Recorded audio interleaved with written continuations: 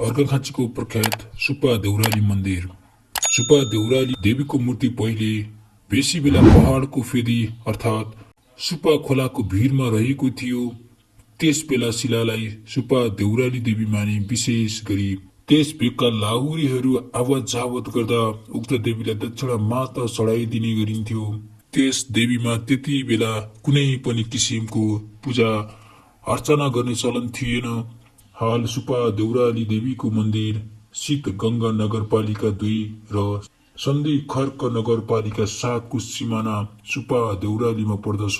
यो मन्दिर पूर्व पश्चिम राजमार्गको कपिल वस्तु जिल्लाको गुरु सिंगेबाट उत्तरतर्फ झण्डै 50 किलोमिटरको दूरीमा दाहिनेतर्फ सुपा खोलाको उच्च भागमा रहेको छ। मन्दिरको दुवैतर्फ अग्ला अग्ला सुन्दर पहाडहरू देख्न सकिन्छ।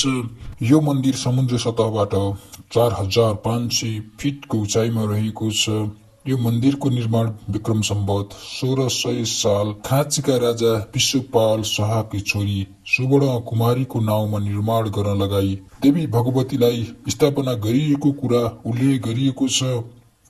प्राकृतिक सम्पदाले भरिपूर्ण यो मन्दिर पेगोडा शैलीको निकै नै कलात्मक र आकर्षक रहेको छ।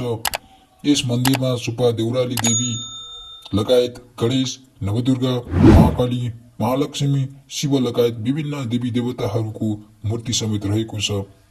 यस जिल्ला पर्ने सिद्ध देउराली, कटटे देउराली, खन देउराली मध्ये यस सुपा देउरालीलाई मुख्य देवीको रूपमा मानिएको छ।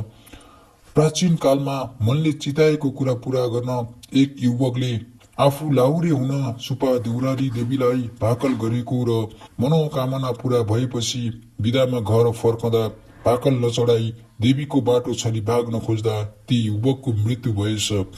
देवीले भाकल गर्नेलाई भिरमा टाँसिदिएको किम्वदन्ती रहेको छ र अहिले उक्त भिर यथावत रहेको छ, जुन लाहुरे टाँसिएको भिरले निकै नै प्रख्यात छ।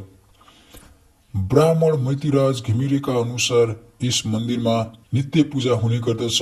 यस देवीको पूजा अर्चना गर्नाले आफ्नो मनले चिताएको कुरा पूरा हुने जनविश्वास समेत रहेको छ। यस मन्दिरमा बलि दिने प्रथा समेत रहेको छ।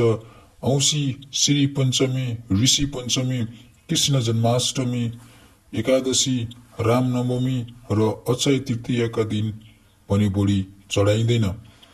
घिमिरेका अनुसार यस मन्दिरमा शनिबार लगायत विभिन्न पर्व र विजयदशमीमा भक्तजनहरूको अत्याधिक भिड हुने गर्दछ।